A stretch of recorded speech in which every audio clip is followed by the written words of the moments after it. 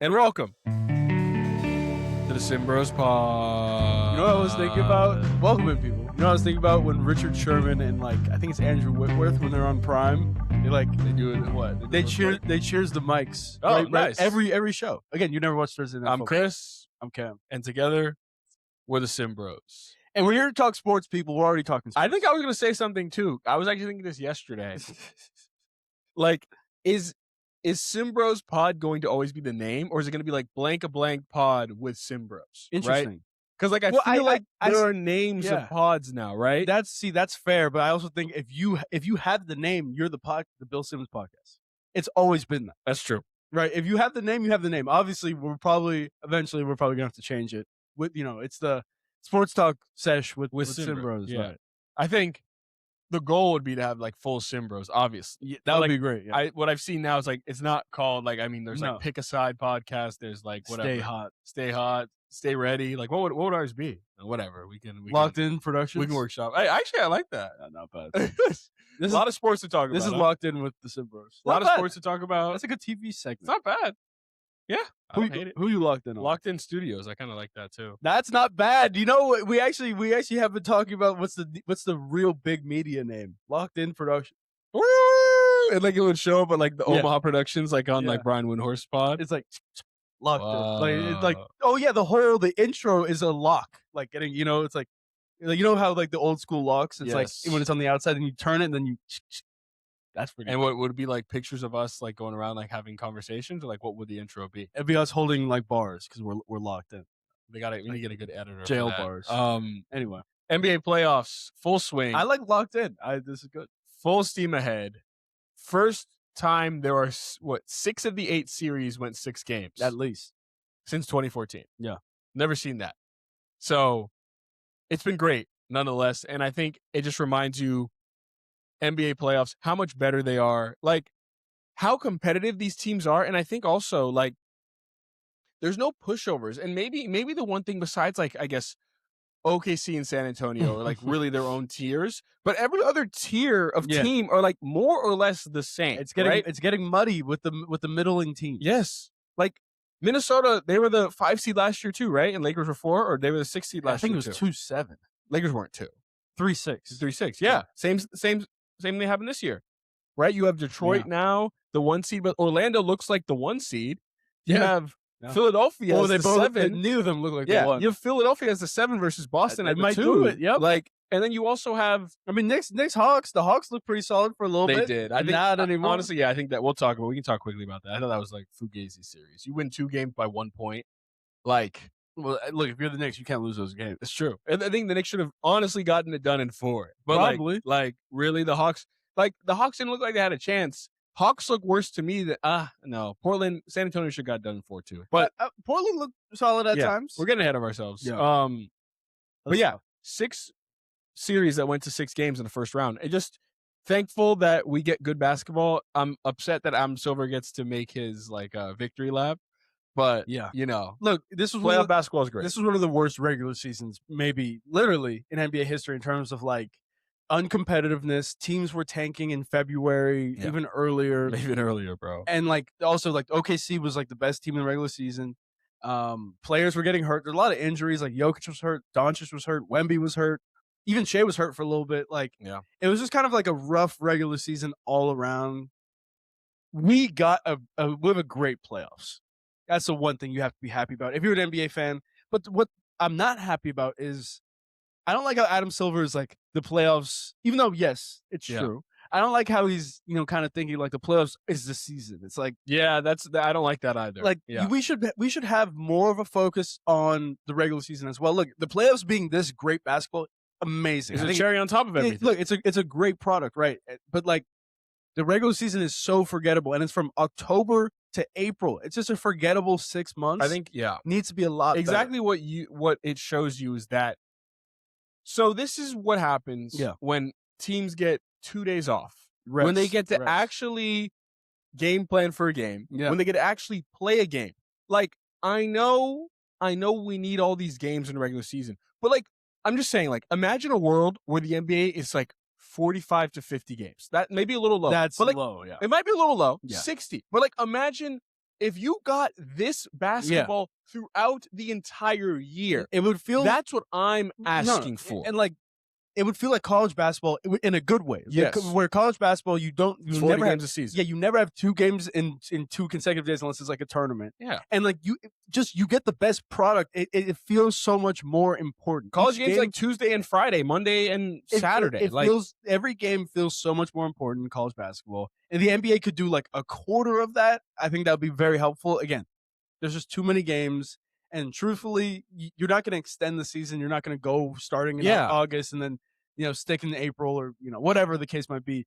The playoffs are 2 months, which is pretty crazy because I think NFL playoffs is what, like 5 weeks? Yeah. And NBA playoffs is almost 3 months, really. And so if the regular season was just a little bit shorter, and even if the time stays the same, even if it's still from October to April, there's just fewer games, I think we're going to get such a much better product. And then we'll actually see better regular seasons and then better playoffs. And it's just like now NBA takes back over. I just don't think the basketball should be this dramatically different, right? That's what I'm It's dramatically different. So another proposal I just thought of is like, what about if you kind of like front load games where you have more games at the start of the season when everyone's fresh? Okay, I'm cool with that. And then when you get to like after the All-Star break, it becomes less games where it's like, so we can make sure these guys stay healthy, but also as we're coming down the stretch, these games matter more. No, 100%. And more guys are going to play. I actually think that's a really good idea. Fans are like, okay, like this is, a really important game. We're going to like circle our calendars for this game. Regular we're going to travel for it, whatever. Yeah, whatever the case might be. It's like, okay, like we're actually going to be watching this game because there's not 17 good games on at the same time. Yeah. We actually have like 2 or 3 really good games that like the NBA has actually set time for. I think that's a great idea. In the first half of the season, like it's let's fine. play our multiple games. Yeah, everybody's fresh. They've had a long off. off season. They're ready to play. But yeah, after the All-Star break, it's like, okay, now we see which teams are really good, which teams aren't as good. We can give that spotlight to the teams who deserve it. I think it's a great idea. Yeah, you don't really have good ideas. It came to me right there because I was like, because the thing is, it's like, this is what like as you said, Silver's like saying wait for the playoffs. But like if we're being honest, this is what professional basketball should look like. Yeah. You're talking about college basketball. It doesn't look any different from first in the season to the tournament, right? Yeah. But like why is there such a difference in the quality of basketball in the regular season versus the playoffs? And there's back-to-backs and like away game back-to-backs where you go to bed at 2 a.m., get on a plane, and you have a full NBA basketball game you have to play just a couple hours later. Yeah. Like that's not good enough.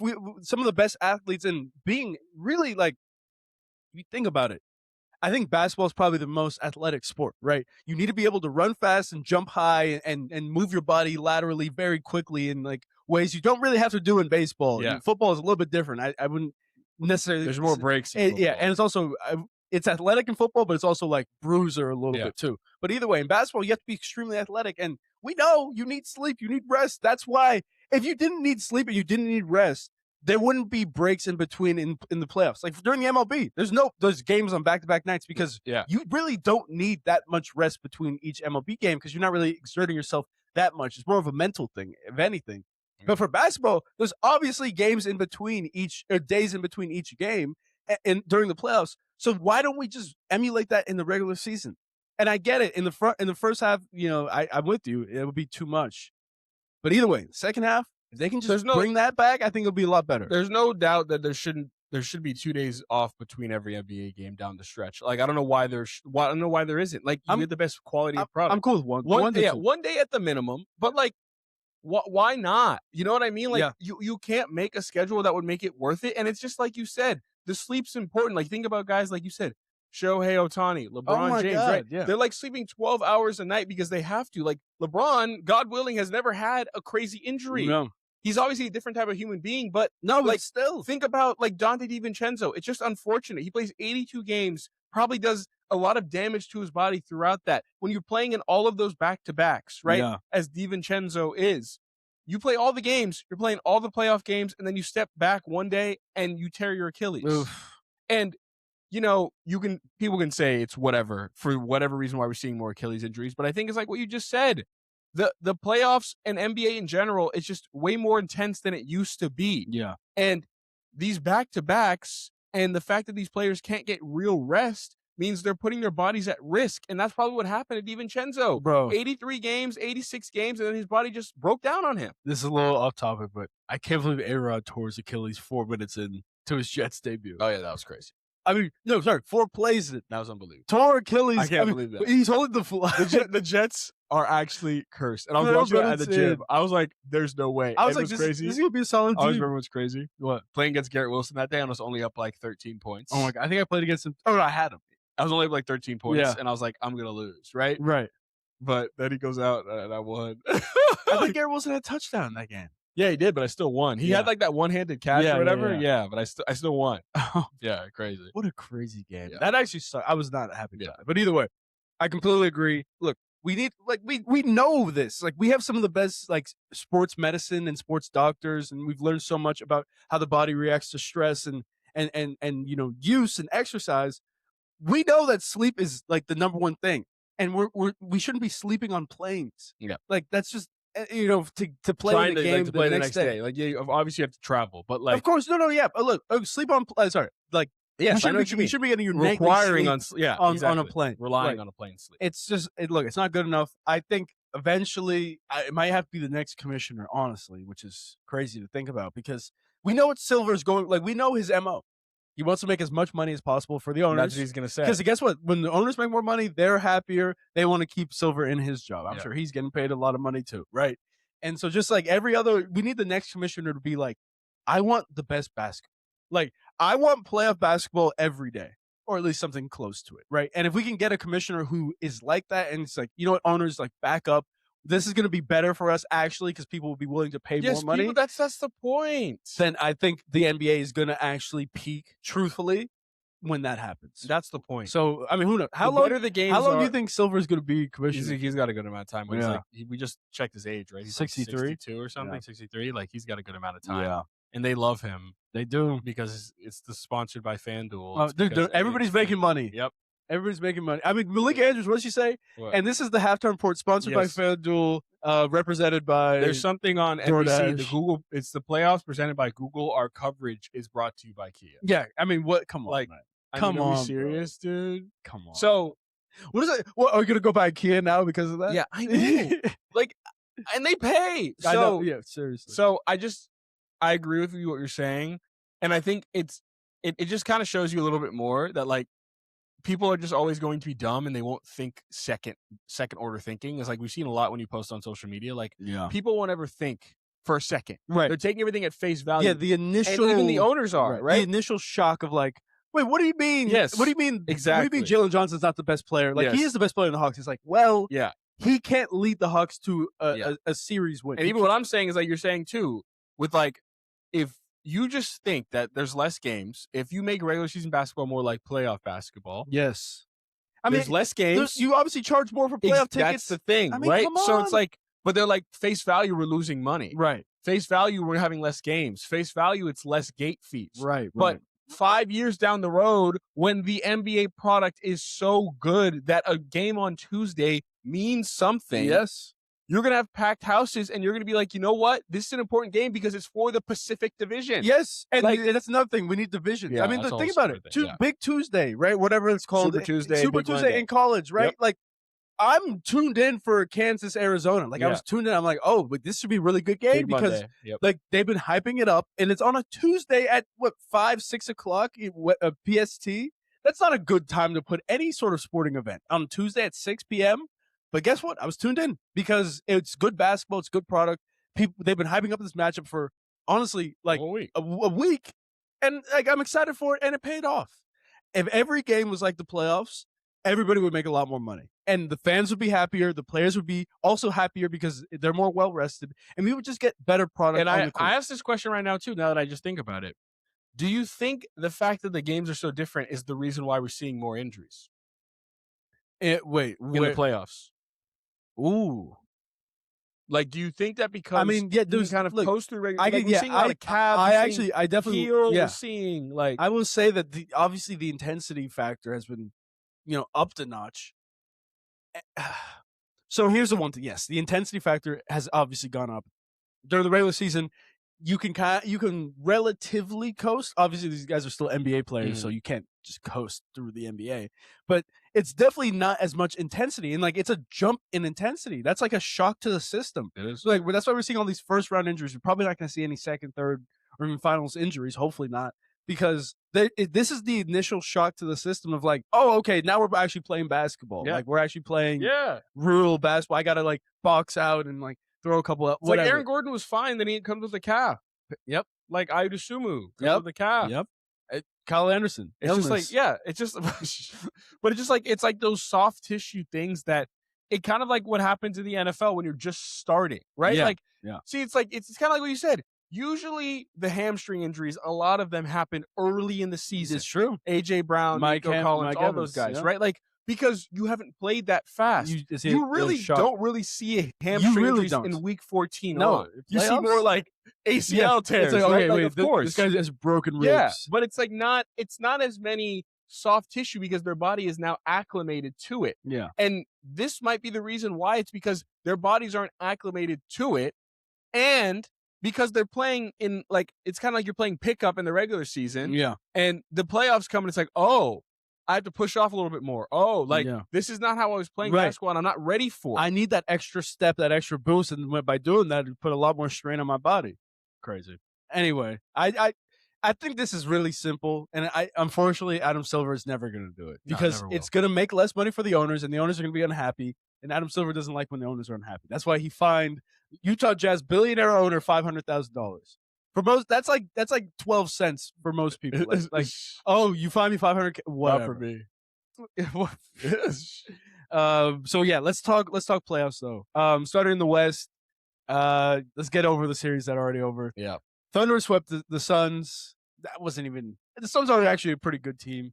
Thunder are just unbelievable they're at a different level. It's gonna be hard to see a team beat them. We were actually making a bet. How many games are the Thunder going to lose before they make it to the finals? If they make it to the finals, 2.5's the number, right?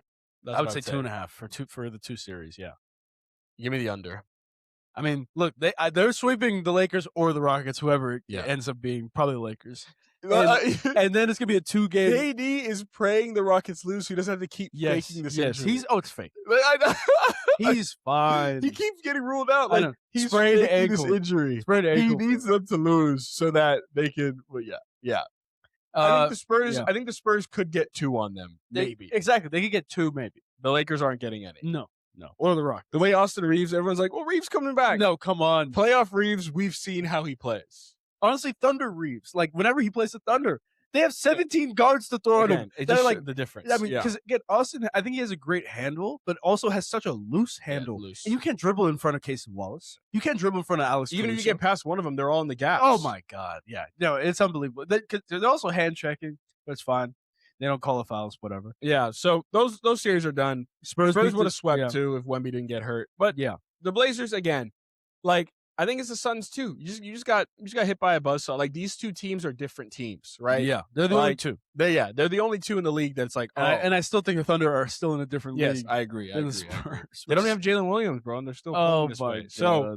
So yeah, and then we can talk to like before we get into like you want to talk about. We can save the series that actually just ended. We can talk quickly about. If you want to talk quickly about predicting the games tonight, before they happen. I like it.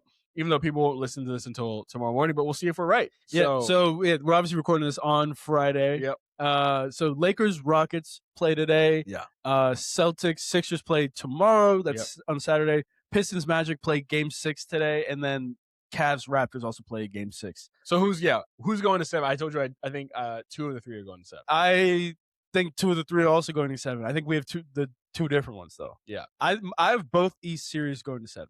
Interesting. Okay. Yeah. I have the Magic winning tonight. Okay. Oh wow. And ending the Pistons? Wow. Magic winning tonight. The Raptors winning tonight. And the Rockets winning tonight. So 2-7. It's going to be Lakers to 7. If the Rockets and it's going to be Raptors Cavs to 7. I think the Lakers win in 7. I think the Cavs also win in 7. Okay. That's what I would say. I think the Cavs are going to win in 7. I think the Lakers win in 6, and I think Magic win in 7. Pistons win in 7. Really? Yes. Why do you think that? So I think the Magic are I think the Pistons are the better team. The Magic are playing well, and they're playing the Pistons like perfectly. They're just the better Pistons. I think the Pistons are just the better team. Where at the end of the day, I'll trust Cade Cunningham. I know the Magic have better players and they have better twos and threes. I just trust Cade Cunningham to figure it out. Jalen Duren, finally, please do something. I think again, he has to. 12 points in the last game. Terrible. Again, here comes Franz. I forgot Franz Wagner, calf. Yes, they need him. Yes, if he plays Game 5, they win. And I think that's the only reason why. The only reason why Detroit has a chance because Franz is not going to play. Yeah. That's the only reason why I think they have a chance. If Franz was playing, I think they would have lost in 5 because Detroit won by 7 points. Paulo missed 7 free throws, and they didn't have Franz Wagner. He still had 45. Give him some respect, by the way. Oh, is that my next video? Give Paul. I mean, he has to have if he has a good game today, that's a great video to do. Because, I feel like it definitely happened. It all got washed away because the Pistons won. But I mean, you're telling me Paulo puts up 45, 8, and 7 or something? And no one's even talking about it. No one's talking about it after they were talking all this about him earlier, right? Yep. He really is a playoff performer. I don't know how this happened. Dude, he's like Kike Hernandez. Interesting. Just like a lot. Obviously a higher level. Yeah, much higher level. Look, he's still great in the regular season. He's a borderline all-star every year that he's healthy. Inefficient, though. Inefficient, yeah. And then when he gets to the playoffs, it's just he gets mad. I don't know, but people start talking about him and he gets mad and he plays a lot better in the playoffs. And look, nobody's saying anything negative about Paulo. He missed 7 free throws, which is not good enough. He's still at 45. Yeah. So no one's saying anything negative about him. I think it's unbelievable how his game elevates during the playoffs. It's so rare. It usually goes the other way. But yeah, he was really does. You're right. It usually goes the other way, and especially for someone like Paulo. Oh yeah, Jalen Johnson up and down on the regular season. You're what can he really do? What's he gonna do? Right? Yeah, and I saw a graphic. I remember middle of the season, or maybe 3/4 of the season. It was the graphic of all the number 1 picks and how the ones in the East are all bad. They're right? all bad. So but they put Paulo in that conversation. Now I saw the next graphic, and it's what did the Hawks do? Because everybody else is Sarr is okay, right? He's not great. Wait. Sarr? Sorry, my bad. Who's the other East number 1 pick? It's Cade, right? Oh, Risa Shea? Yeah, Risa. No, that's what I was gonna say. Yeah. Oh, yeah. Sorry, you said Sarr. He was 2. No. Yes, my bad. Yeah. So what I was gonna say is they have the 3 with the past 6 picks have been 3 in the East, 3 in the West, right? Okay. Yeah. Coop, AE. Yep. And Wemby. Okay. Wemby, right? And then Paulo, Cade, and who else? And Risa Shea. Yeah. So it used to be who messed up? It was always Paulo and Risa Shea. Oh my God, what? How did we get this? And now it's it's only Risa Shea. I mean, what happened? This guy got no run. I mean, it was a 40-point game, and they're in Quinn Snyder's all right, I'll put him in. It got to 60, still wasn't it. 88 minutes left. Sorry, 8 minutes left in the game, and they're in Quinn Snyder's fine, I'll put him in. Yeah. This guy was terrible, bro. So put some respect on Paulo's name. That's why I think they win in 6. I just think if they're at home and Paulo can match Cade, I think the role players show up more for Orlando. And I think that's what happens. And right back to the injuries, I just hate them all. Franz with a calf. I don't know if I would assume was going to come back. It's these calf injuries. What is happening? And people used to play on him. And then honestly, the Tyrese one was really bad, where it's he had a calf injury. He was dealing with it. The team told you never know when you're going to get back. He's going to play. But guess what? He tore it. Everybody was watching. And that sucks because now everybody's scared. And as they should be. It's a very devastating injury. These things, it's just happening now. It's because of all the jumping and all that stuff? It's explosive. You have to be so explosive to be good in the NBA. Now, it's crazy. It's not even athletic. You have to be you have to shock the defender with your athleticism. I thought Terrence Shannon did a lot of that last night, where he's just over athleticized Jamal Murray. He's not better than him in any way. I don't even think I think Jamal Murray is still a better defender than Terrence Shannon is an offensive player. And Terrence Shannon just uses athleticism, and that's gonna put a lot of wear and tear on your body. It has to. A lot of jumps, a lot of lands, every practice, every game, every moment. You never know when you step the wrong way. 100%. So. But listen, we actually, we've been skipping it every time we talk. We have to talk Cavs Raptors, because I think this is actually a much better series. We got to go quick, though, because this game's coming out today. Yeah. No, just quick. I just want to say, I actually apologize, because I was this series, who cares about it? Yeah. Even if it goes to 7, I don't care.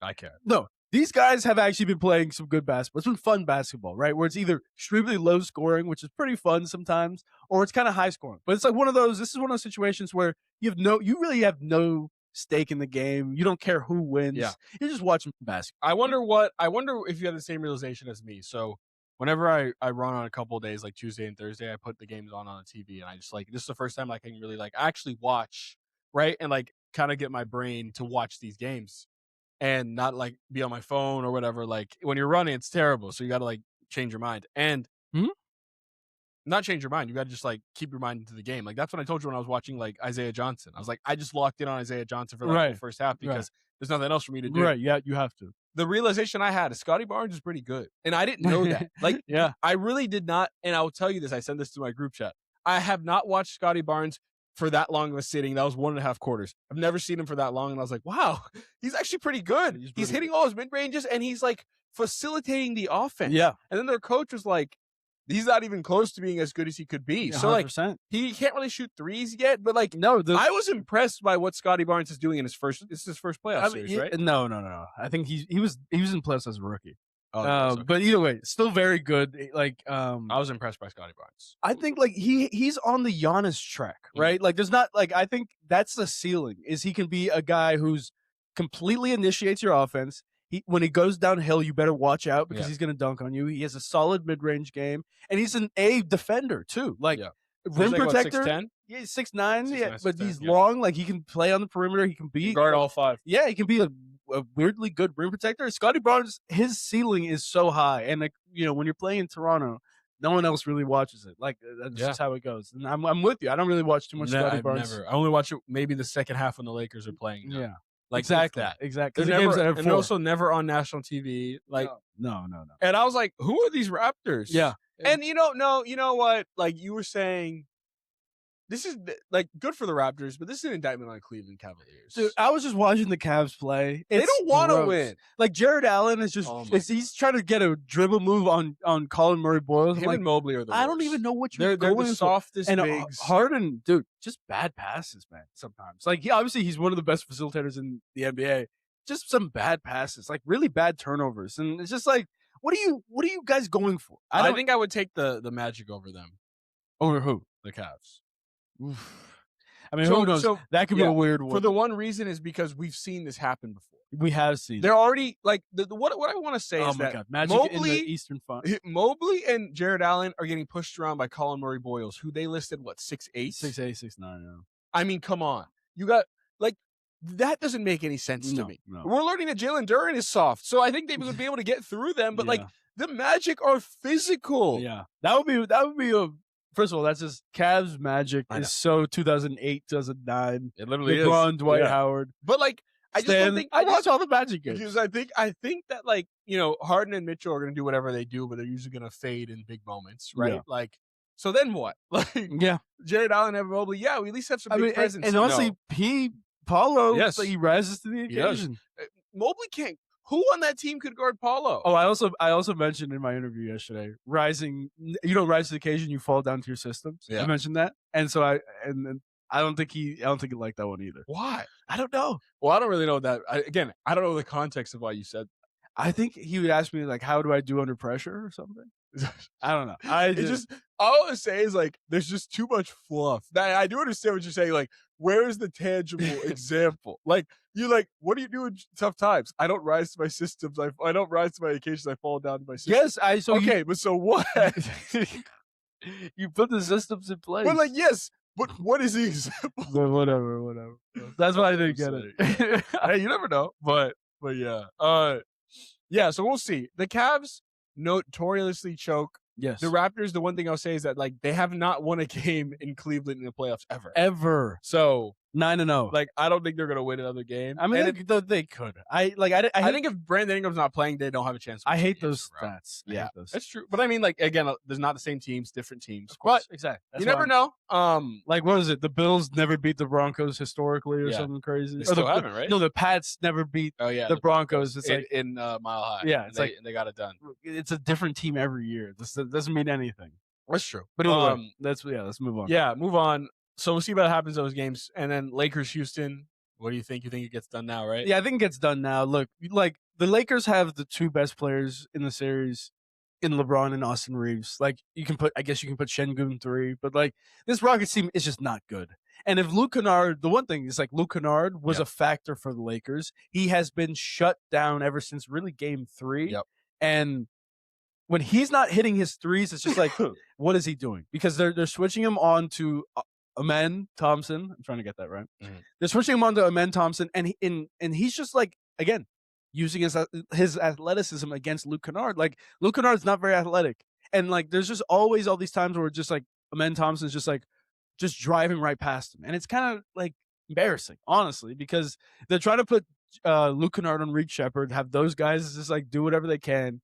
And they switch. They're getting these switches every time. So I would like to see some pre-switching from the Lakers and or Luke Kennard just really sit down because honestly, everybody guards Amen Thompson. Like they back up from him and because he can't shoot, but it gives him the runway, right? And so I actually just put some ball pressure on him. Like just don't let him get the runway because when he uses his athleticism, you're not gonna beat him. Yeah. So. I don't know. That's the one matchup I'm looking out for. And if Luke Kennard can hit some threes on the other end, that'd be huge. But yeah, I think the Lakers get it done today. You obviously do not. I don't think so. Wow. I think they get it done in 7. I think this becomes like super interesting. I think it does. And it's unfortunate. The only reason why is because I think the Rockets should be up 3-2. That's the only reason why. Like the Rockets should be up 3-2 in the series. Yeah.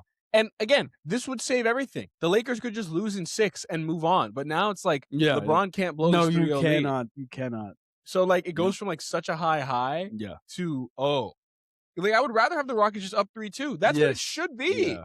Like that's what it should be. Yeah. So we'll see. But yeah, I don't want to belabor that point too much. We'll see what happens tonight. 2 series I want to talk about.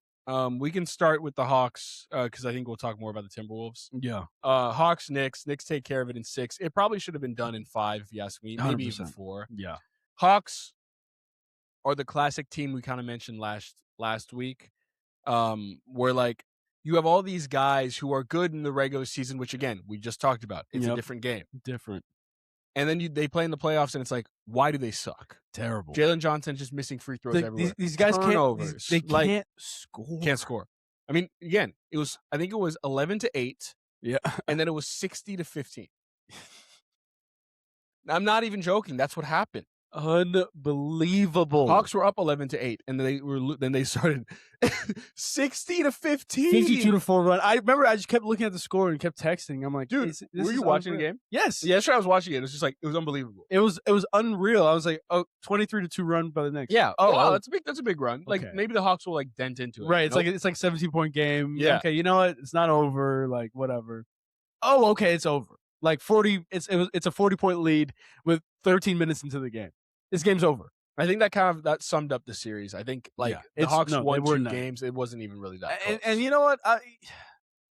I'm mad at the Hawks.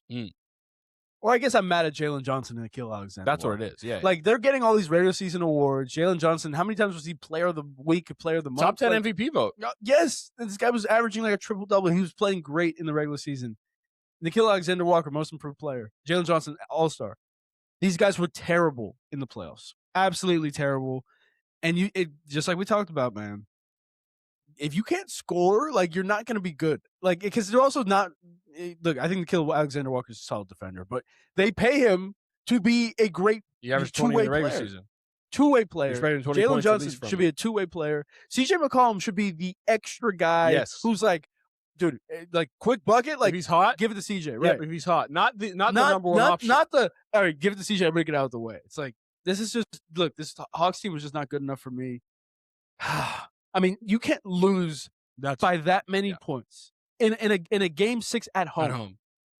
Look disinterested from the jump. Unbelievable. Look disinterested, and it's just it upsets us. And again, I've never played in the NBA playoffs. Really? Like I've never played in that, but like it always upsets me because like in whatever aspect I've been. When I know there's pressure on me and I know the time, I generally feel like I rise to the occasion, and same with you. You mean fall to your systems? Like, you know what I mean? Like, I feel like for me, I wouldn't put myself in that position. And again, I've never played the NBA playoffs, right? Where are we going with this? No, listen, wait. Like, I don't think I would ever play that badly in a moment that's so big. Okay, yeah, that's fair. I don't think I would let myself do that, Yeah. however it would happen. And you see it consistently, and that's why it gets you mad, right? Like, it gets me mad when Jalen Johnson is just turning the ball over. Like, you know this is the playoffs. Dyson Nickeil Daniels. Alexander-Walker. Oh, Dyson Daniels, that's a different story. 72 to 22. That's the next segment, by the way. Yeah. Like, that's where it's like, guys, this is the playoffs. Like, you have to rise to this occasion. This is not a regular season game. Like, if anything, what you're doing in the regular season, you need to be better in the playoffs. Way better. Like, way better. You have to be better. And it just doesn't feel like they rose to the occasion when it was needed to. Yeah. And that's where we see a lot in the playoffs with these guys who everyone wants to anoint as like, they were calling him Baby Shea, man. Like, you know what I mean? Seriously. Just because they're cousins. Shea is better in the playoffs. He also is just way of course, better. But he's better in the playoffs. Of course. Right? Like, LeBron is better in the playoffs. Oh, dude, every great besides Curry. Ooh. Yeah. But, like, that's the difference where it's like, the regular season, you need to rise to the occasion. And none of them rise to the occasion. And it gets me upset because when I've had pressure on myself, I feel like I've risen to the occasion because I've known the magnitude of the moment. And I feel like they don't understand the magnitude of the moment just yet. And that's why I get mad. Too young and too inexperienced. Look, I think the Hawks, like I mentioned, I think the Hawks probably have, like, they're in one of the best case scenarios besides the Thunder, who have 1 million picks somehow. Thank you, New Orleans Pelicans. Yes, but the Hawks are in a really good situation because they have a really good young team and, like, a good team. Like, really, like, during the regular season, they can play 1 through 9, 1 through 10. And they're about to get a really solid draft pick with these new draft rules. Who knows what they'll end up getting. Hopefully they get, like a real facilitator, a Kingston Flemings, or a Keen Wogler if somehow they get up that high. Yeah. That would be huge for this team because Nickeil Alexander-Walker bringing the ball up just makes me mad. Jalen Johnson bringing the ball up in the NBA playoffs just makes me mad because they're turning the ball over and they're not really even setting up this offense. So if they have somebody who can truly facilitate, I think that would be great for them. CJ McCollum, you give him a little bit of money, keep him in Atlanta.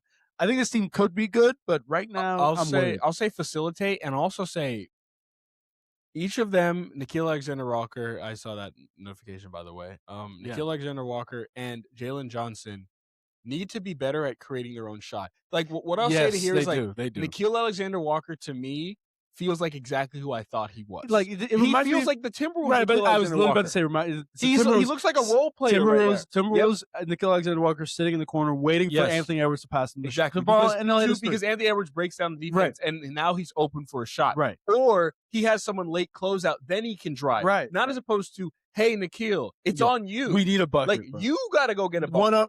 No screen. No, yeah, exactly. Because they don't do that, which maybe they got to switch that up a little bit, but, like, no picks, like, go get a bucket. And he can't do it. And you need to do that. That's why CJ was so important to this team. Yeah. Because he's the only one who actually could break down the defense and manufacture a bucket when they needed it. Because, you know, everyone gets mad at ISOs in the NBA and all that. Like, it was like, especially when, like, Kobe was doing it, it was like, get out of my way, right? Yeah. Like, that's when it kind of initially more started, where it was like, but, like, you need to be able to score in isolation in the playoffs. Yes. Because the defense is going to be geared towards your scheme. That's why the Lakers struggle a lot now. It's like they can't score in isolation because LeBron's too old, right? Like, you need to be able to score when it's like they know what's coming. Yeah. We're just better on offense. That's what Luka's great We can at. break down the defense by this. Anthony Edwards can break down the defense and get everybody else open. Right. And you need to be able to have a bag in the playoffs. And when you don't, no bag. It's very glaring when you run this, like, weird system where it's a lot of, like, no ball screens. Like you said, it's a lot of movement offense. But, like, you don't have anyone who scares the defense. Yeah. And that's where it's like, you know, like CJ McCollum ran out of gas. And he does not even he should be winning you one game. He's like your second best player or third role player at that point. Tersh. He should be. So Hawks have a lot to deal with. Again, still a great season for them. They weren't even supposed to be this good. Yeah, that's what I'm saying. I think they have the bright future as long as they change some stuff. They need to get a real big time player, or Jalen Johnson has to become that type of player. Yeah, we'll see. So Knicks side, I think they look really good. The Knicks should go to the finals, right? Especially if the Celtics and Pistons lose, like, the path is wide open. Even if they don't lose, like, the path is still wide open. We've seen the Pistons look beatable, the Celtics look beatable. The Knicks actually are one of the teams that look better in the East, like, especially when Cat is playing, like, the facilitator role and he's getting these triple doubles. Jalen Brunson is obviously still cooking. Like, They figured out ways to kind of hide them on defense a little bit better. They're looking like a really solid team. Again, they're not going to win anything, but they can make it to the finals, and they really probably should. So definitely something to pay attention to. They look good. Yeah, Mike Brown's the only issue for me, but I think they found something. You made a video, or maybe we can make a video on this. It's like with Karl-Anthony Towns being more of a facilitator. My bad. And again, this might just be more this series. Yeah. You never know, but like Cat's shown some good passing skills. Great. Right? Like, I mean, some good play. He does the same thing every time. Yep. Palm. And OG's been really good. OG's been great. He was watching. Anne Hathaway says she was going to wear his jersey, and I think he saw that before the game. Him or her or Sunny Lee. Sunny Lee. Sunny? Is it Sunny? God, come on, bro. Yeah. You watch the Olympics like hardcore. True. How do you not? It's true. No, it is true. It's true. Yeah, she's teammates with Simone Biles. Okay. You just say, come on, like you watch this, bro. It's not like they haven't said. Hey, Knicks' best chance to make the finals in 27 years. That's all I'll say. Can they do it? When they have pressure on them, they usually falter. But we'll see. And I think now we move into the meat and potatoes. This series, Denver, Minnesota. Let's talk about it. I'll start off first. Yeah. A disgraceful effort from Denver. I think the Denver Nuggets should be absolutely ashamed of their performance. Unbelievably terrible. Yeah. Especially, it was already terrible when Anthony Edwards and Donte DiVincenzo were there, right? Like, yeah. But it got unbelievably worse when they lose both of them, plus Ayu Dosunmu. Yeah. And you lose that game and Kyle Anderson. Like, yeah, but whatever. But like, you know what I mean? Yes. And game you cannot lose. They got fully bitched. Yeah, they did. Like Jamal Murray especially. Oh my God. Jaden McDaniels said all he wanted to. Talking. And Jamal Murray could not back it up. No. He could not beat him. He could not score on Jaden McDaniels. And Jaden McDaniels could score on him. And Jokic couldn't really score on Rudy Gobert. You can say he had 28 points. He couldn't. First series, I think, ever that he didn't score 30 in one series. He should have had 45 in some of these games. He needed, not even should have. He needed to. With the shot, also with the amount of shots that he was taking. Terrible. Like, and you actually have to be really concerned if you're a Denver fan or if you're in the Denver front office. Like, this team is not good enough. Because I'm telling you right now, if you lost to the T-Wolves, this, obviously this type of even if the T-Wolves were healthy, right? You lose to the T-Wolves, that's not good enough. Yeah. But you lose to the T-Wolves without Ant. I think they lost, 2 games without Ant? Or was it just 1? No, they won because Ant went out in game 3, right? It was game 4. So it was 2-1. Yeah, but 1.5 games without Ant, 2 games without DiVincenzo. You lose to this team, right? How are you going to beat the Thunder? How are you going to beat the Spurs? All these young guys who are just getting better, and you got old guys who are getting worse. You have to really take a deep look at this team and be like, something really big has to change. Because the only young guy who's getting quote-unquote better is Christian Brown, and he's not getting any better. Watson. But he might be dominant. Peyton Watson won't be on the team. Yeah. Like, I mean, like you got all these guys. You're about to pay a 3-and-D guy who really can't do either of these things now $125 million. Yeah, I was gonna post that funny video. I still can. I know when he got the pass, and I'll put that on Instagram where Christian Brown caught the pass to shoot a floater. He dribbled out. Did you not see it? No. $125 million for that. Please post that and have that caption. Yeah. Okay. I'm just saying this Denver, this is a big loss. Sometimes, you look at it, like, I think the Hawks are a great example of, like, they don't need to blow everything up. They're going to be supposed to be here. They're moving the right direction. That everything. The Raptors, the Blazers, right direction. Everything's looking good. Suns, whatever.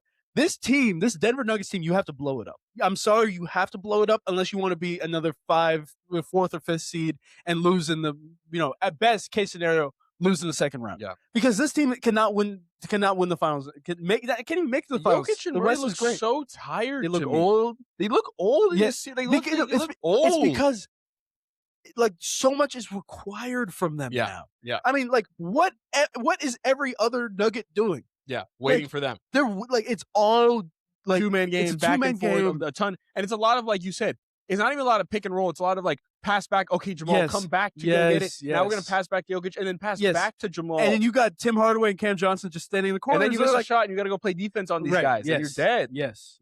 I got 2 things. Go ahead. First thing, I think David Adelman needs to be fired. I never for 2 really situations. liked him. I never liked I don't like him. I don't like how he acts in the media. Yeah. He thinks he's like some hot I know.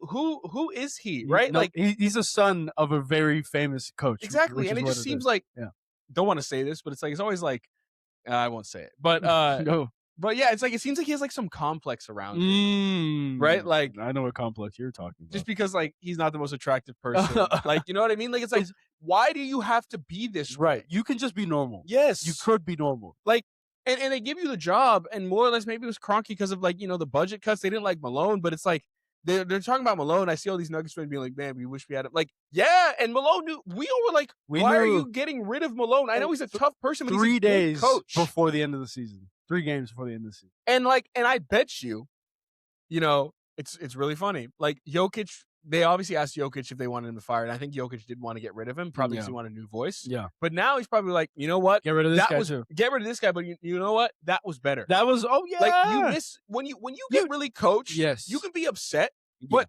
would you rather have him or would you rather have David Adelman? Yeah. Who like screams at the media, is talking about Jaden McDaniels and all that stuff. Yeah, like, it could be good for his podcast, dude. That's not your concern. Not your concern.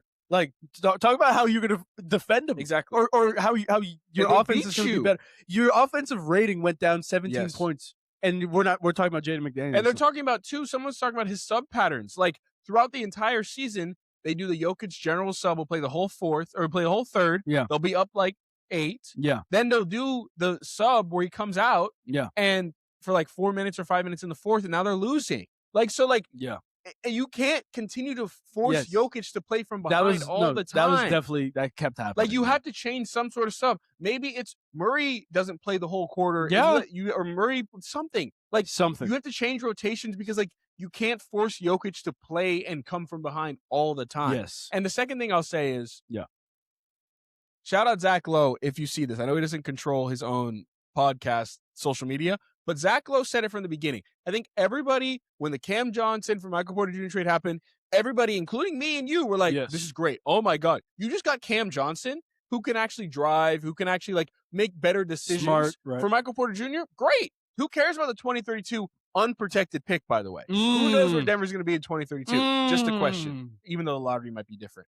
That still single-handedly, I think that move with a Christian Brown extension ruined the Nuggets. Because all of us watch basketball and are like, oh, Michael Porter Jr., he's just like a dumb guy. He's an idiot, right? But like the difference between Michael Porter Jr. versus Cam Johnson, talent-wise, is unbelievable, right? Ooh. And this is the NBA. Right. Like Michael Porter Jr. was a presumptive number 1 overall pick. Yes. Until he got hurt. Literally, Cam Johnson was in UNC for 3 years before he got picked at 14? I think it was a couple years. He could have even before years, right? Like, so there's a difference. And you think that Cam Johnson is going to do a lot of different things. He had a great game in the elimination game, but they missed Michael Porter Jr.'s shot-making ability. Yes. Like, the talent of a number 1 overall pick is different than a talent of a run-of-the-mill role NBA player. Even above average. Above average, yeah. I would say he's above average. Also, we were saying, at least I was saying, Cam Johnson's, his defense is unbelievable. It's going to make a huge difference in terms of Michael Porter. It didn't really look all that great. Maybe he's still recovering from his injuries, but it didn't look all that great, And honestly, like we were talking about, Jokic and Murray, these guys are exhausted because that's the Denver Nuggets bread and butter is that 2-man game. Either one of them screening for the other. It doesn't matter, but they're all moving, and that's the offense. All the shooters are around them, right? When Michael Porter Jr. was in the game, it's like, listen, Michael Porter Jr. is like, you pass me the ball, I'm still going to shoot it. I'm shooting the ball, and I'm going to make it because he shoots the ball so much. He's like, I'm going to make it. Most of the time. 6'10", who can block him? That's the whole point, right? He literally says, it's not, I don't see the hand. Yeah. I don't feel the contest. Mm-hmm. He elevates a lot of the shot. Yeah. But and look what he's doing in Brooklyn. Yes, no, so I think it's a great point. It's like, they actually miss Michael Porter Jr. As dumb as he can be, as bad of a defender as he can be, he has an unbelievable shot making ability where he can actually get you 30 in a night. I don't think Cam Johnson can really get you 30. He got 26, and it doesn't feel the same. No, right? it does not. You think about that. Cam Johnson's he's taking open threes. Yes. Like he's waiting for the open threes. Michael Porter Jr. is going to shoot the threes open. And you need that sometimes, right? Yeah, you do. Jokic and Murray need someone to it's like when you're playing pickup or whatever. Yeah. Oh my God, this guy can go get a shot. Yeah. Just give me a break, a rest, right? And they're showing that Lakers one, whatever would have happened, I forgot. But he had a big shot against the Lakers. It's like Cam Johnson is not hitting that shot, let alone taking it in the moment and having the confidence to make it. And again, I think that always comes back to the type of player you have always been. Michael Porter Jr. was that guy. Always.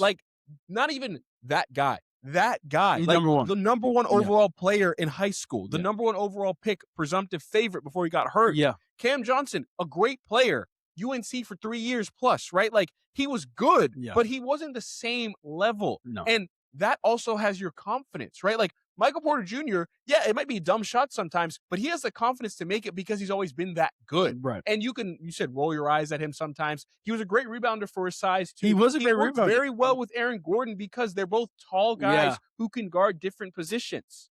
And it forced the defense, even more than Cam Johnson, like you said, to be scared of them. I think about Lakers series. We always, because we're Lakers fans here. Yeah.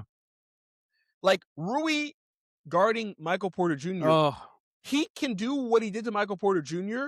to Cam Johnson, not to Michael Porter Jr., who had all these open shots because Rui's late to contest. Yeah. Cam Johnson, I don't know if he's making all those shots. Or taking. Which is I think the biggest thing is I don't think he's taking. Yeah. And so that was really what it came down to the Nuggets offense. Like, Tim Hardaway Jr. is not really going to create his own shot. They're all just shooters. And Cam Johnson's also not going to create his own shot. Even though Michael Porter Jr. is not really breaking anybody off the dribble, he's creating his own shot because when you pass him the ball, it's going up. Everybody get back on defense. And guess what? If I hit it, it's great. And then like Jokic and Murray, they get a little bit of a rest. That's what it is. Like every play, even Aaron Gordon's relying on them too, right? Like they're all relying. Aaron Gordon too. Yeah, well, that's the talk. But even Aaron Gordon is reliant on the two-man game. Yeah. They're reliant on it. Dunker spot waiting for Yep. That's a good point. Yeah. Never got a backup point guard, really. No. Tyus Jones. No. Pickett. Again, I feel like that's they said the owners have been cheap, right? I mean, also, you got to remember the GM moved from Denver to Minnesota. Because they don't want to pay him. Connolly. They don't want to pay him. Right, Tim Connolly. I don't understand that, too. If you have a good GM, I'm paying him everything I can. Because he'll find the margin that I need. It's like a good tax. No cap. It's a good tax guy. Yes. I want to pay the tax, the guy who does my taxes he'll find as me much as all possible. the people. He'll help me out because I help him out. I don't know. I think he'll help you out. He'll save me money in the long run by finding these people on the margins who can help me out. Before we depart this conversation, what do you think of potentially Thiago Splitter to the Nuggets? As head coach? Could that be an interesting one? No. Matisse Thybulle said the fact that Thiago Splitter, like the fact that they made the worst 7 seed is like all a testament to him. I don't think he's ready. Same thing I think David Adams ready. I think if you have Jokic, who do you think? If you have is it Doc? It's not Doc. Again, like someone like the Taylor Jenkins type, who's coached a little bit, right? Like, okay. I don't think it could be Budenholzer, like not him, yeah. but you know what I mean, like some type of person because like any Lakers assistant, Scotty? No, he's too old. Nate McMillan? They don't want to be head coaches anymore, right? Probably what I'll say is like if you're the Nuggets and if I'm the Nuggets, I'm giving myself 1 to 2 more tries. I think this is all I got, right? That's all you got. Like, you can't trade Jokic. You can't trade Murray just yet. You got to run it back, but it needs to be the right team around them. And you got to give yourself 2 more bites at the apple because I think after that, Jokic is probably done, right? The Spurs are already great. He's going to retire earlier than people expect. Right? And Murray, like, he gets exposed on, it's a little gamey. Athleticism, right? The Wolves are just athletic freaks over there. And Io's the fastest person. Terrence Shannon, like they're all athletes, and it feels like to me, it's like the Nuggets felt like an old team, even though they're not that old. Yeah, they were like huffing and puffing, and they the were Wolves just like continue to come at them, and go at them. In Denver, where the altitude is obviously a factor, but Game 2, it always helps the home team because Denver practices in the altitude, and they're the ones huffing and puffing. And I really do think this comes down to coaching too. I just think David Ottoman's a good enough coach. Yeah. Like, I don't think he made enough adjustments. I think he's just like more worried about like defending himself in the media. That's where I just don't think. And then Wolves wise, what a testament to Chris Finch. Yes. Great coaching job. Rudy Gobert. Rudy Gobert. Fantastic. It's an all-time series from him. 100%. And we'll see what happens. And there's a chance he comes back. And I do think they have a chance against the Spurs. They do. They have a weird one. Because they're like, I think they're a good defensive team. The Spurs won't be able to use their athleticism against the Wolves. So. And I think it's also weird, like, don't the Wolves feel like a playoff team to you too? Like they weirdly suck in the regular season. They're so up and down. Yeah. And back-to-back conference finals. Yeah. Like they turn it on in the playoffs. They really do. Like it's really interesting, right? Yeah. Like they feel like they are one of those teams. Yeah. So I wish they played the Thunder in the semifinals. You know what I mean? Just to give us, like anybody who's rooting against the Thunder, just to give them a little bit of, hey, you never know what could happen. Yeah. But the fact that but I mean, the Thunder are the 1 seed; they deserve to get an easy. Of course, no. But like again, it's a 6 seed. If it was reseeding, they would play them. I know. Yeah. Wow. Yeah. You know, interesting. But either way, we'll take a break here, and then we're gonna have a bit of a case study coming up in a little bit. We have a big case study to do that we're gonna do a little bit later, and I think it will just only help us out as the playoffs go on. We can tease it. Yeah, tease it. So basically, we especially in these first round games, we've been seeing a little bit of a pattern. Specialists, really good at offense, one-way players, really good at defense, but not both, are actually the worst people to have on your team. And that's where we're going to leave it at. We're not going to say any names, but I'll let you do your deductions from there because we have a lot more to talk about there. But Dyson anyway. Daniels. Sorry. Sorry, Thompson, Duncan Robinson. They're on the same team. Reed Shepherd. Again, I think it's better if you're at least offensively better than defensively better because you better hit your shot. Yeah, you better hit. I will say the Lakers did get preoccupied down the stretch with going at Reed Shepherd. And if you noticed that. Yep. Okay. Not in Game 5. Right. Not in Game 5. It was too preoccupied, yes. But it also worked. It worked, but not in Game 5. I think you become because like then Rui's trying to score. But anyway, we're gonna talk about this later. Yeah. So NBA playoffs full swing. Yeah. Excited about that. We went longer than we expected. Yeah. So we're cutting the segment for you guys to the watching hour.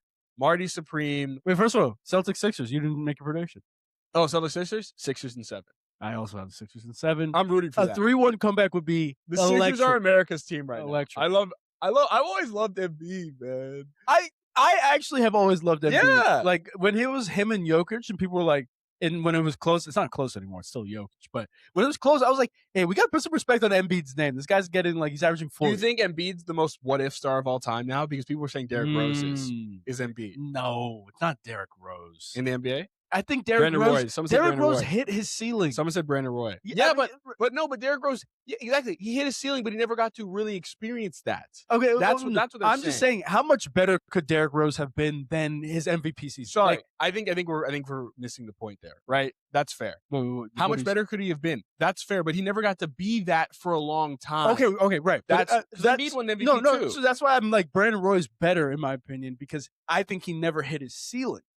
If that makes sense. But I think that's more what if. On the opposite, the what if is like you hit your ceiling, but then you get hurt and you're never the same. So basically you're saying your what if Imagine if I'm with you. So your what if is more how good could he have been all time if he got to play through his maybe how good could he have been all time? What could he have accomplished? So Derrick Rose MVP, he plays that way for 8 more years. Right. So Joel Embiid's MVP, he plays like that for 5 more, 6 more years. That makes sense. My what if is more like if this guy he never got there, right? Not even close. That makes sense. Like how good could he really have that makes been? sense to me. But I think the other way. It's okay, that's fair. If Embiid and Derrick Rose had both won their MVPs, I would say played at that level for 5 to 6 more years. Embiid over Derrick Rose. Embiid's unbelievable. Yeah. Like, right? Yeah. The stuff he does. If he was fully healthy, it'd be unbelievable. It's like he'd be one of the best bigs of all time. Yes. Like, no question about it. And he hasn't even made the conference finals. I think there's a chance he could make it this year. There is a real chance. The Sixers feel good. They would have to beat the Knicks, which is the best team left in the East. Yeah. But, hey, you never know. Either way. 6 and 7, I'm rooting for it. I got 6 and 7 as well. But anyway, watching hour. We watched, I was going to say Timmy Supreme. We watched Marty Supreme with Timothee Chalamet. I just got to say something. I love Michael B. Jordan. Oh yeah, I was gonna say it. I love his role as Smoke and Stack in Sinners, but Timothee Chalamet won the Oscar. Actually, we should text them that, by the way. Yeah. Text. Oh yeah, and it honestly, it really wasn't close. I think Michael B. Jordan, his acting in the movie was it didn't. It also you also have to understand this is an Oscar movie. This movie was written for Timothee Chalamet to win an Oscar, right? I think Sinners was written for Michael B. Jordan to shine and to be great, and for the movie to kind of be more ensemble of this is a better movie. I think it's because the movie was good. That was why, right? Sinners was way better than Marty's, not way better, but Sinners was better than Marty Supreme, right? And I think that the movie was written to be a good movie. I believe Marty Supreme was written for Timothee Chalamet to win an Oscar. He's in every scene. He dominates every scene. You'll never forget his performance. And I think the Oscar absolutely should have gone to him. What I don't like about the Oscars is it's very narrative driven. So there's a lot of things that were going on with Timothee Chalamet at the moment. He's dating Kardashian, which the Academy doesn't love. He said a lot of bad stuff about he's ballet. A little arrogant. He's right? a little bit of an arrogant. He's also 30. He's younger. He'll have more opportunities. But honestly, he should have won. I think the reason why he actually didn't win is those reasons. And also, I think you said, I think because Sinners was a better movie. And I think because true. Sinners ended up being a better movie, like, Michael B. Jordan should win. Why not? We like this movie. It was like, I remember it was like when the Thunder were the 1 seed and the Nuggets were the 4 seed. It's like, do we give the 2023? Do we give the MVP to Jokic or do you give it to Shea? And they ended up giving it to Jokic. Like, do you give the MVP to the better player on a worse team? Yeah. Or best player on the best team. Best team. Yeah. Is there I have a worse player on the better team. Yeah. Sports are in everything. That's a good point. Yeah. And I think that's exactly what happened because I think we were watching this and we watched it over a couple days, but like, I think I paused it or I said it while we were watching. I'm like, this is not close to me. Like, in terms Oscar-wise, Timothee Chalamet should win easily, right? Yes, yeah. Like, it didn't seem close. No. The difference in like the performances were, like you said, way different. It wasn't close. It wasn't close. It and like really wasn't. Michael B. Jordan was great, but like the range of the character from Chalamet is much more. And I'm not a film guy at all, but like there was much more involved there. It just felt like Michael B. Jordan was good, but that wasn't like that. What you said, that wasn't the point really. Yeah. He was just supposed to be in the movie. Which was great. He was the lead actor in a very good movie. That's kind of like MVP-esque sometimes. It's like, oh, this guy was the best player on the best team. Yeah. But he wasn't the best player in the league. And that's just, I guess that's the other issue is maybe like the movie. It's a guy playing ping pong. That's the movie. Is a guy playing ping pong. Like, what's the takeaway from the movie? It's hard to find it in Marty Supreme. It really is hard to find it. And that's like he's focused on like more things, and then they realize at the end like life matters. Life is the only thing that matters. Yeah. Look fair, like that's maybe the family takeaway. Or whatever. And so I think that's the one thing. It's just like this movie. It was a good movie. It's entertaining, but like, what do you really take away from it? And Sinners, I thought was famous. It was entertaining. It was good. There's some serious takeaways. There's some serious talking points and discussions that are happening in today's day in life or whatever. And it just was the better movie. And so, honestly, Marty Supreme, Timothee Chalamet should have won. Yeah, I understand why he was upset. Yeah, he'll win another one, or he will win one. He'll win multiple. Yeah, exactly. I mean, he's my friend always says he's the chosen one. So Odell. Yeah, Odell. Shout out Odell. I know he ain't listening, but all right, so is Dune next? Because I think you need some more Timothee Chalamet. That's fair. I could try it again. I know it's good. Dune. No, we can skip Dune 1 unless you want to watch it. We'll see. Dune 1 I felt was. I guess we can watch that today. Yeah. Dune 2 was incredible. Incredible. Dude, I tried to start it, but I think honestly watching that gave me more of like, okay. Because I think the only time I've ever seen Timothee Chalamet was like what other movie when he was young? Like Don't Look Up? Yeah, or something like that. Yeah. Like he was also in another one where with Steve Carell? Yeah, exactly. Oh, okay. Well, yeah, that's a beautiful There's also one more where we watched together. It's like, oh yeah, look, it's Chalamet and he's young. Oh, Lady Bird. Yeah, exactly. Yeah. Exactly. No. You understand? Like this guy's actually chosen. He really like. I think the chosen one is actually a good name. Yeah. This guy, he's good. And again, he also has a sports mindset of like, I need to outwork everybody. Greatness. And again, I use the same excuse, but it didn't work in my interview. You check your email? It's officially 4:15. People have not heard that. That's tough. You check your email. Usually you don't get an email. You usually get a call. Or they'll be like, you had a recruiter or no? They usually call I did have a recruiter, but email. Yeah, email. Yeah. Sometimes I call. Yeah. Yeah. Guys, pray for me. So I think, like you said, the movie was not mind-blowing, right? No. It wasn't a great movie. I think it was more it was more the performance that we wanted to watch. It was written for a performance. It was written for that's more what we should have been watching. If they flipped roles, race aside, in Sinners, right? Could MBJ hold this type of to be honest, I don't know. Yeah, I think that's it, right? Like he's only good in Creed, where it's like right. He's always hitting himself in movies. And again, that's fine. Like there's some people, like you said, there's just levels to it. There's Michael Porter Jr. and there's Cam Johnson. Like there's always how it works. Yep, two sides of the same. What would your rating be? Oh, right. I'd give it probably about 7.2. Yeah, I think I'm around there. IMDb was 7.5. I was gonna say 7.4.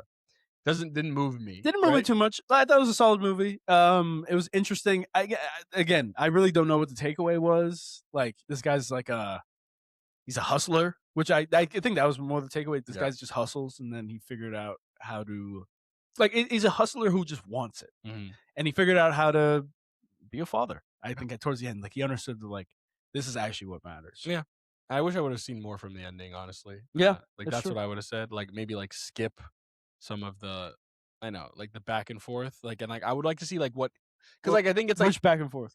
Maybe not like whatever back. Sorry, I don't mean back and forth. Like in the middle where like he's kind of going like, is he going to get to Japan?